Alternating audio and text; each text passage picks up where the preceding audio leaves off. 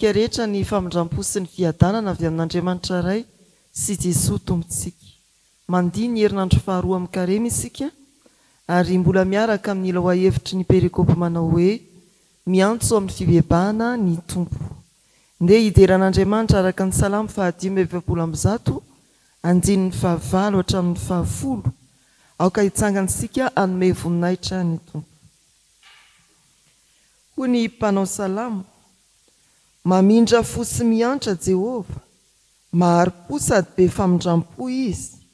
Manisy soa izao tontolo izao Jehova, ary ny fiantrany dia eny amin'ny asany rehetra. Jehova mideranao ny asanao rehetra, ary ny olonao masina misaotra anao. Amen. Hivavaka isika. Niantra sy namindra fo taminay ianao Andriamanitra, raha namakivaky ny alina izahay ka tafafo maraina. Eny nitarianao tamin'ny tananao ankavanana izahay, dia tonga indray mifanatrika aminao eto amin'ity toerana miavaka sy masina ity. Misaotra fa afaka matoky ny fiantranao indray izahay, dia miondrika ampanetretena eo ampototry ny azo fijalian'i Jesoa Kristy. Engane ho avaozanao indray ny mahazanaka ao Andriamanitra anay amin'ny alalan'i Jesoa, ilay maty sy nitsangana tamin'ny maty, ho famonjena anay. Engane ho fenonao ny fanatrehanao ity fotoana ity, ka aniraka ny fanahy masina ianao. Hombanay amin'ny hira izay asandratra, amin'ny vavaka atao, indrindra amin'ny soratra masina hovakiny sy ny hafatra ambaranao aminay. Mitenena ry Tompo fa miaino izahay mpanomponao. Amin'ny anaran'i Jesoa. Amen. Voalahatra ho anjara vaky tenitsika amin'ny tianio ity ry havana ny Petera faharoa 7:5 hatramin'ny 10.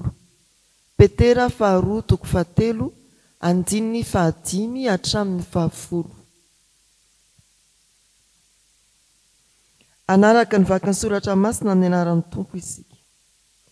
Fa minijamba ireo ka tsy mahalala fa nisy hatramin'ny ela ny lanitra, ary nisy tany koa izay niseho avy tamin'ny rano, sady rano nanaovana azy tamin'ny tenin'Andriamanitra. Ary rano koa no nandravana izao rehetra izao taloha tamin'ny nahasaforany azy.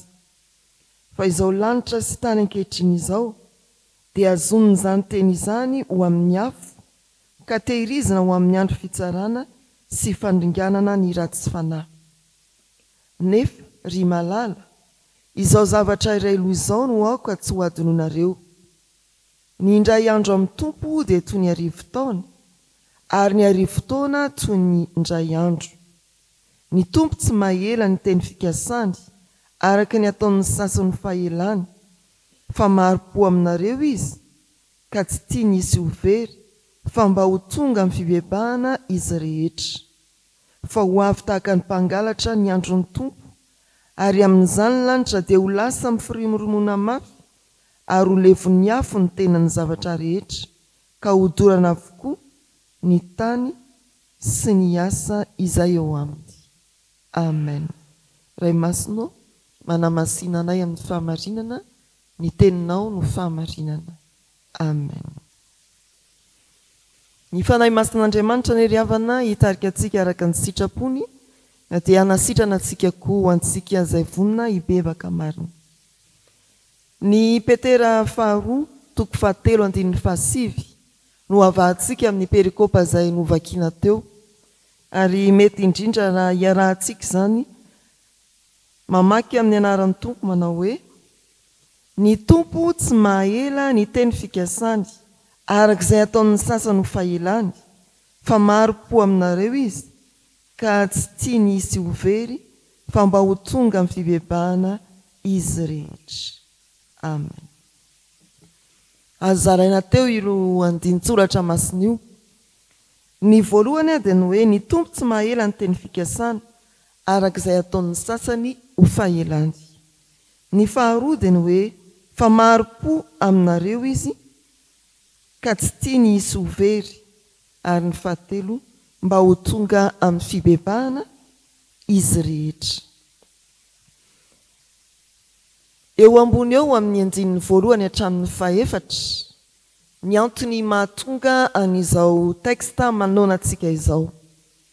Tamin'ny fotoana dia nisy olona taona ny medisina an'Andriamanitra ary nanontany eny amin'ny fiarahamonina eny, ny anontany amin'ny mpitory ny filazantsara ny hoe aiza ihany izay tompo ho avy eo e, efa hoviana koa ny razana nodimandry, zao mbola tsy tonga ihany ny tompo. Raha mamaky moa isika eny andininy voalohany hatramin'ny fahaefatra araka ny voalaza teo dia izay izy raha fitinina.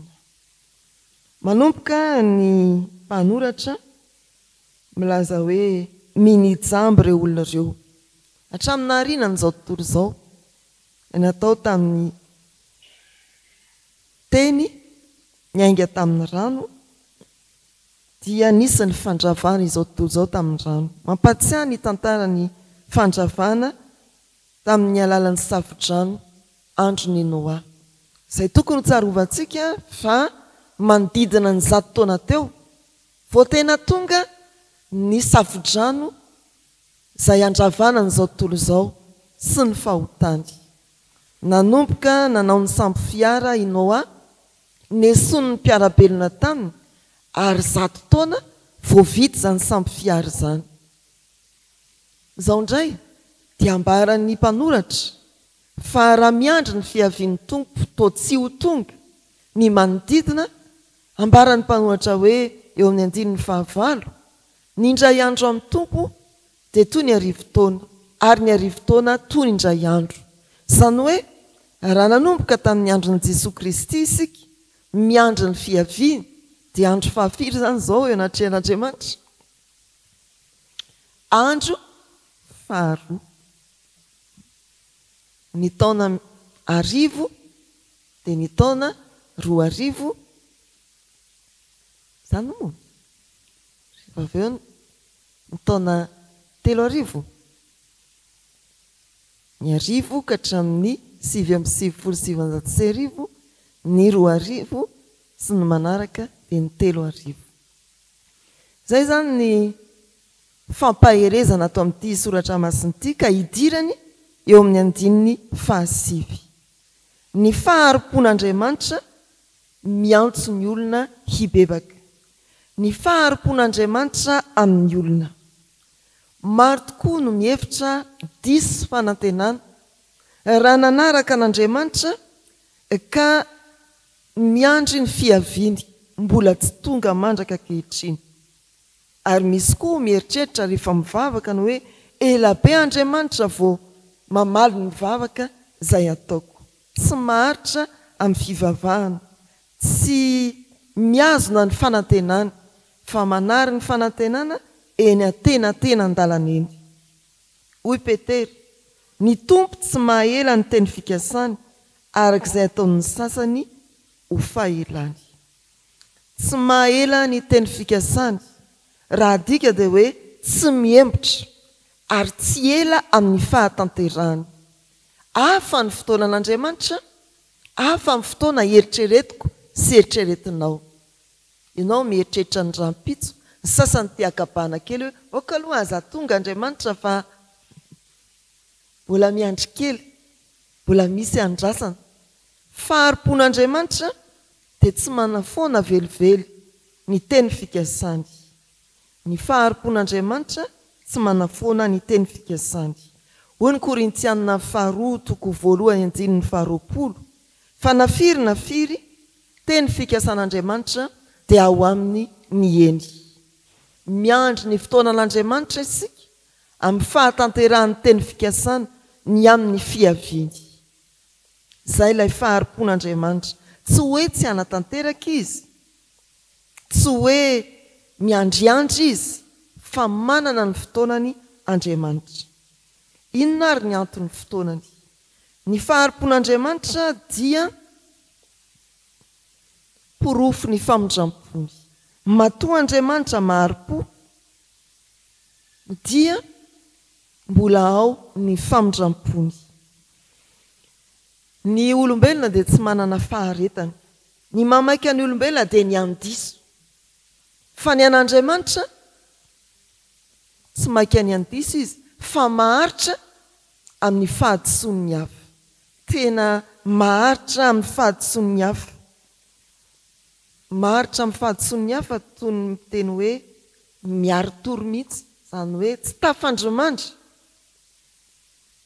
mijery ny fahadisoan'ny hafa ary manantena maharo-po mandefitra amin'ny fanantenana tsy tafandromandry izy amin'ny fahadisoko sy ny fahadisoanao ary mandefitra amin'izany fahadisoanany izy manantenanao mbola hibebaka izay ilay famindrampon'Andriamanitra mitady izay ahazony ny fotoana hibebahanao miandry ny fibebahanao Andriamanitra ary ao anatin'izany dia miezaka foana Andriamanitra ny hoe fa maninona ary olona io ny tsy mety mibebaka fa maninona ary izy mbola mifikitra amin'ny fahadisoana ihany ny faharom-pon'Andriamanitra dia porofo ny famindrampony hoy ny soratra masina amin'ny Romanina 5:5 manao hoe fa Andriamanitra nampiseho ny fitiavany antsika fony mbola hampanota isika dia maty hamonjy antsika Kristy ny famindrampony talohan'ny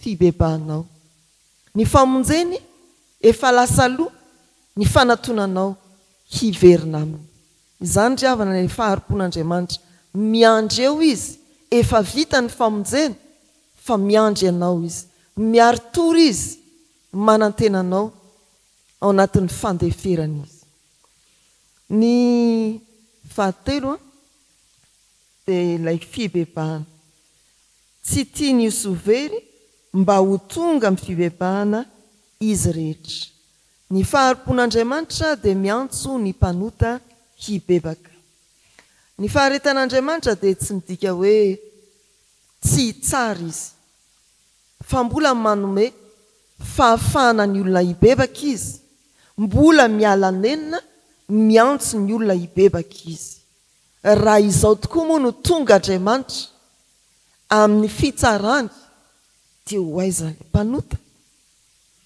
mba tsy ho tia teny sika efa tonga tamin'ny fibebahana fa ny olona rehetra ny tian'ny tompo ho amin'ny fibebahana tsy tiany ho very miandry sika tsy noho ny amin'ny tompo fa noho ny amin'ny mpanota mbola tsy nibebaka miandry sika tsy hoe Andriamanitra no mitaredretra na hoe nanadino ny teny fikasany fa Andriamanitra miandry ny mpanota mbola miraikiraiky tsy mety manatona azy izay ny anton'io fiaviana mbola tsy tanteraka io ao amin'ny Kristy ry havana no misy ny lalana izay hitodiana sy hiverenana amin'Andriamanitra araka ny Jaona 4:4 tsaroantsika tsara manao hoe izao ny lalana sy fahamarinana ary fiainana tsy misy mankany amin'ny ray afa-tsy amin'ny alalako faharetan'Andriamanitra dia fotoana mbola hanomezany fahafahana ny mpanota hibebaka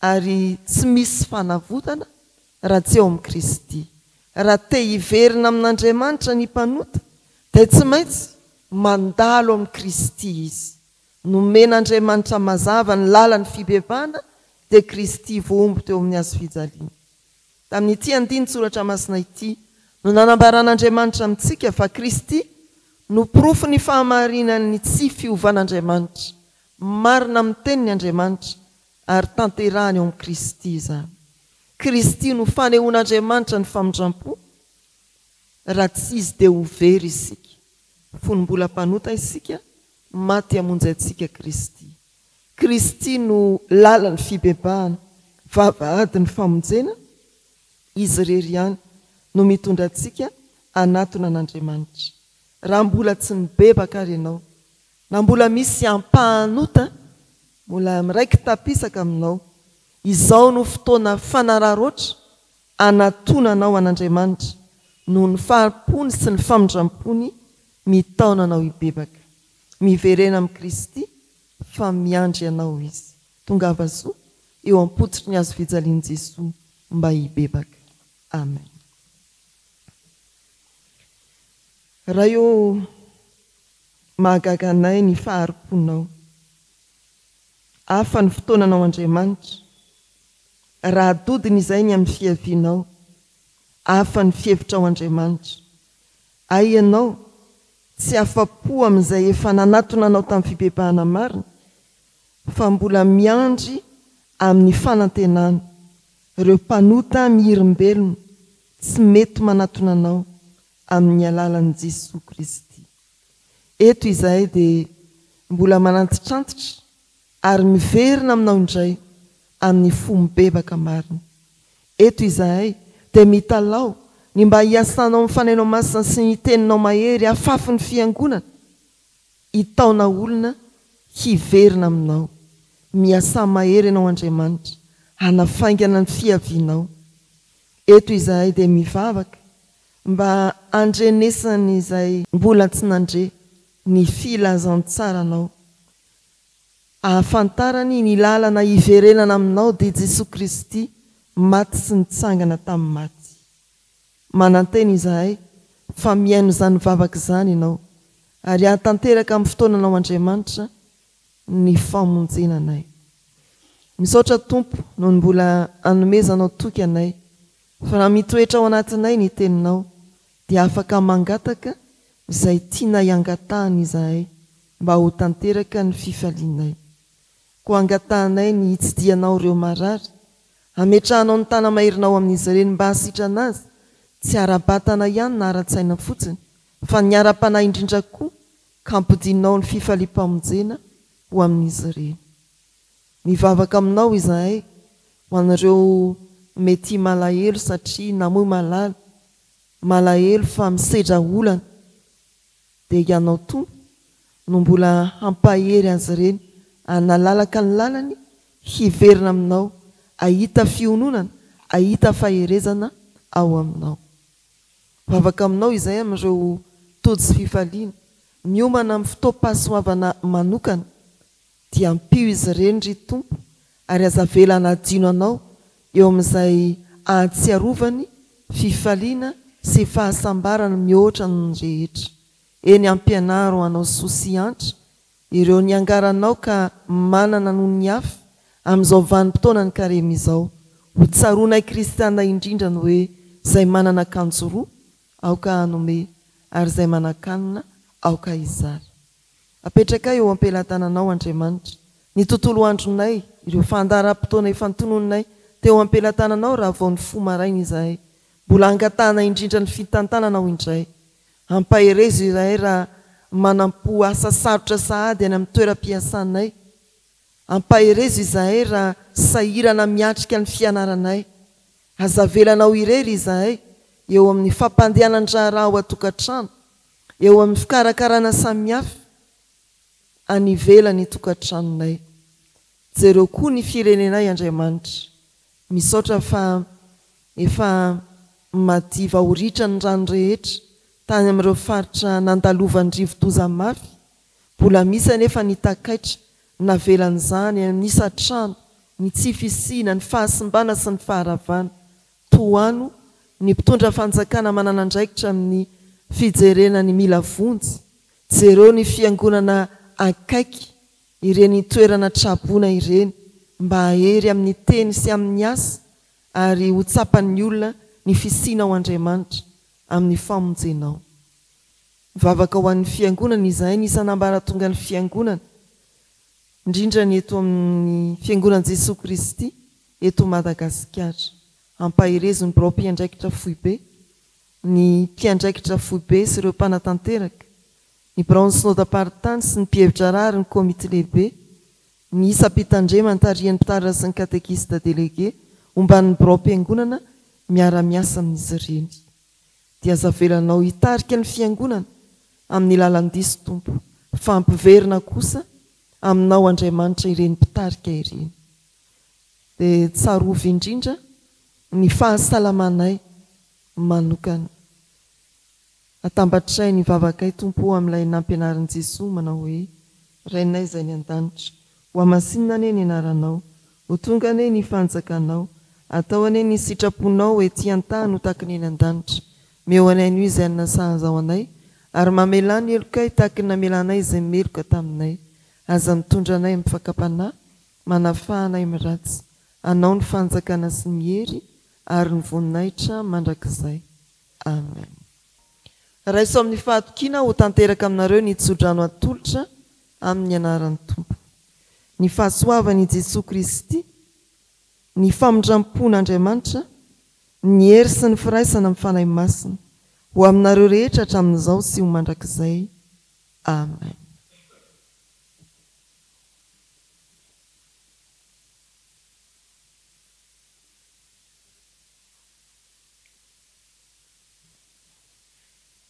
Ho an'Andriamanitra irerianany ny voninahitra amin'ny anaran'ny Ray sy ny Zanaka ary ny fanahy masina. Amen.